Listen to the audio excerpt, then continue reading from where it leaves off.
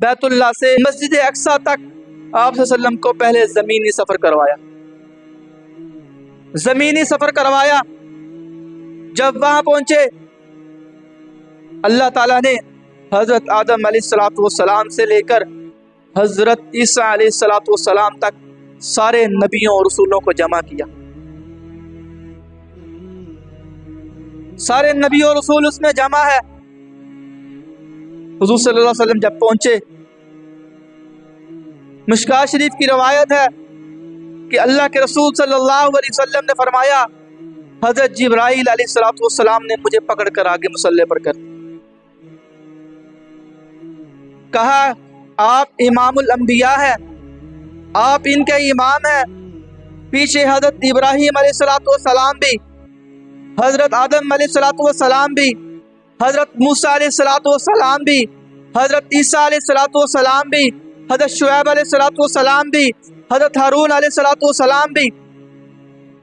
حضرت ابراہیم علیہ السلام وہ نبی کہ جن کو خلیل اللہ کہا جاتا ہے، خلیل اللہ جن کو اللہ کا دوست کہا جاتا ہے۔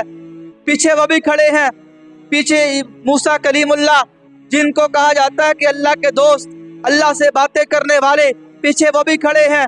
پیچھے حضرت آدم علیہ السلام جن کو نسل انسانیت کا باپ کہا جاتا ہے، پیچھے وہ کھڑے ہیں۔ اللہ رب العزت نے حضرت جبرائیل علیہ السلام کو حکم دیا، جبرائیل میرے حبیب کو مصلی پر کھڑا کر دے۔ میرے آقا علیہ السلام مصلی پر کھڑے ہوئے۔